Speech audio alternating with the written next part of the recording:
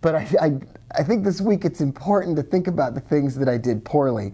And it's important because I keep doing the same things poorly over and over and over again, even after 18 years.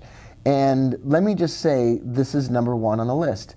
I add to trades too early. And I know I'm not alone in this. I know I'm not the only one that's ever done that. And I know that some of you feel the same way. But I definitely added to my robot trades too early. I have robot trades, and I want to change the thickness of this line, but I can't. Oh, look at this. All these new tools are in play here. Let's see, what happened to this? So I added to my trades on the New Zealand dollar way too early. And that's the only one that I really did that with, especially though with the New Zealand dollar. I added so early on that one. I was adding trades before the signal. And I got called out on this on YouTube by some people who have my best interests at heart, and then other people that are just trolling me. It doesn't really matter. I was telling my wife that I don't really care if your intentions are good or bad. I care that they make me a better person. And by getting into additional trades before the signal, this really caused a lot of sad face. This caused a lot of sad Rob. Got to give Rob like a little, let's give Rob a little beard. Sad Rob, because I added too early and then I had to fight with the trade, and it's all turning out that it's gonna all end up just fine. But it was embarrassing. And I think that embarrassment, you can't really be embarrassed for spelling embarrassment wrong. Embarrassment is a great motivator. Like, I don't want to have YouTube videos out there showing me do the wrong thing. And so I appreciate all those of you, whether in the spirit of in good faith or whether you just don't like me. I appreciate all of you that reminded me that trading too early or getting in before the signal is just dumb. Now, everything's going to turn out all right in the end. These trades are not, they're not what I want them to be, but they're not actually, I'm not in danger of margin calling an account. I'm not in danger of anything significant going wrong. My dollar Swiss trades are fine. They're all coming back. My New Zealand dollar, US dollar trades are coming back just fine because the signal finally did fire off. I mean, so it's not like there's some danger that I've risked losing all of my money or even a significant or substantial amount of it. And in fact, the smaller of the two live trading robot accounts, the $10,000 account, did amazingly well. It's in perfect shape. All the trades are closed and the drawdown is zero, and I made a profit for the last 30 days. It's in the larger $130,000 account that all of this stuff went wrong.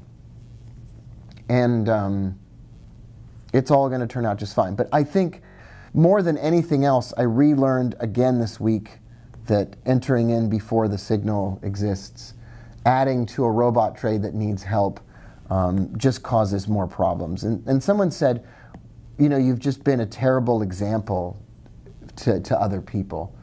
And I apologize for that. You know, listen, I'm not above correction. I'm not above that. I'm sure everything's going to be fine. I'm not going to take it too far and become, I'm not going to get out of control about it. But that's number one. Be mindful of adding to a robot trade too early. Now, I want to talk about something that I think I did well and that I've continued to do well and that I want to continue to do. I have a really good systematic approach for robot trading and discretionary trading. And it's probably more firmly set in stone and systematic and documented than ever before. I run robots honeymoon style. And that means I let the robots open lots of trades. I let those robots close lots of small profits. And then I intervene when there's a problem. And it's kind of like an assembly line that's got these little wheels at the bottom. And so here's the assembly line, and here's me, you know, laying a package down on the assembly line or whatever. And over time, that package gets assembled on its own by the robots. And then every once in a while, there's a problem on the assembly line, and I have to go here and lend a hand and help out. So I've got a machine producing small profits continually, and every once in a while I need to intervene in the system. Now I got to make sure I don't intervene too early. I have a story about that, Nate. So one time I was traveling, and I was flying back to Pittsburgh, Pennsylvania. And so I'm on this airplane, and I'm using this really old piece of luggage. And so if you can imagine an old suitcase, right? So here's the suitcase, and it's got all those stickers from around the world, and it's got, you know, it's like frayed at the edges, and it's got a big tear through the middle or whatever, and the zipper is like, you know, broken. And I get off the plane in Pittsburgh, and they put all the luggage onto the assembly line, right? All the luggage is getting thrown on the assembly line, and it's not the assembly line, but the delivery line, right? And there's all these little luggages, and they're all trucking along. And then over the loudspeaker, right? So over the loudspeaker, they're like, oops. They say, we're sorry it's been 45 minutes that your luggage has been delayed. But, and they said, I'm not quoting it directly, but they basically said it like this. They said, it's been 45 minutes because some idiot traveled with broken luggage, and it broke open in the middle of the entire system, and the entire system broke down. And it's going to take 45 minutes. And so I was like, oh, that sounds like a real dummy. And I walked over to a different part of the airport, and I got a little cup of coffee, and I waited away from everybody else in the line. So 45 minutes later, I come back, and there is, along the assembly line, 45 minutes later along the assembly line, there are shirts, there's pants, there's underwear, they're just thrown all over the place, and they're just spitting out of the thing and coming down the chute, and there's papers, and it's all my stuff just everywhere. And I just said, there's no identifying characteristics of anything. My initials are not inside my underwear, so I'm just leaving. And I just left the airport. I got in the car, and I sped away, and I got out of there because that was super embarrassing. I think it's all because I didn't take care of the problem at the right time. And timing in trading isn't everything, but it's a lot of things. And it reminded me, you know, just I'm going to intervene, and I'm going to fix things every once in a while when they break along that little luggage line. I'm going to get involved. The second kind of trading that I'm doing is discretionary.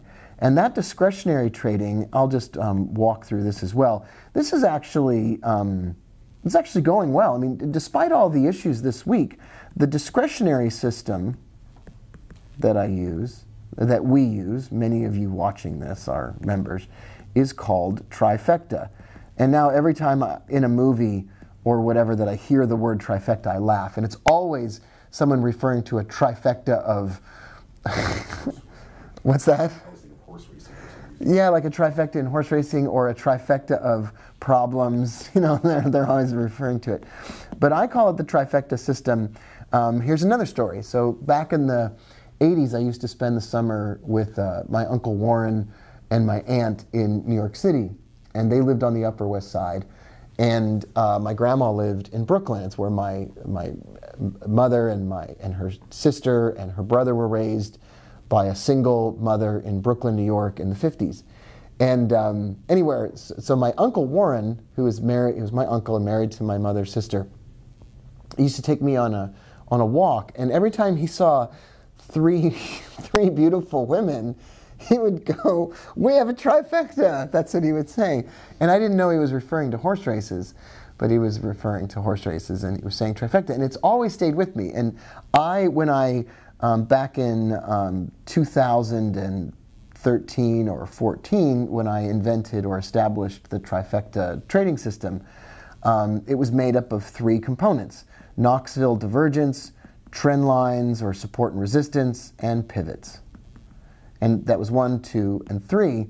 And I named it after my uncle Warren, who was really good to me, especially as a young teenage boy that was embarrassed about girls and whatever else. He was a great friend to me. And so I named the system Trifecta in honor of my uncle Warren, who also said a lot of other terrible things that I'd never heard anybody say before as well.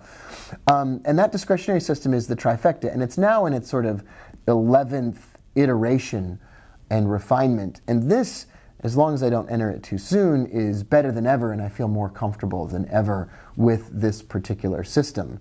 And as far as discretionary trading is concerned, I'm trading from like 4-hour charts. I'm waiting for the trade to come to me. And there's a lot more cool refinements and improvements coming along. In fact, I talked to Mark, a lifetime member who used to manage a trading desk for one of the largest investment banks in the world. And we did an interview this morning on the Traders Podcast, and we interviewed him. Felt really lucky that we did. And he used to run currency trading desks at the largest firm in the world, or one of them anyway. And a lot of what we do in Trifecta sort of lines up really well with what they used to do on the trading floor. Anyway, we'll be talking more about that next week when we do our daily webinars. Now, for those of you that have been joining us today, I'm so glad that you were here. All next week and for the rest of May, we're doing live daily webinars that will then be recorded and broadcast. What you need to do is go to the link that you find below this video or around this video, or if it's not up yet, go to robbooker.com. And let me just write it here on the thing, robbooker.com/daily, D-A-I-L-Y, and sign up for that.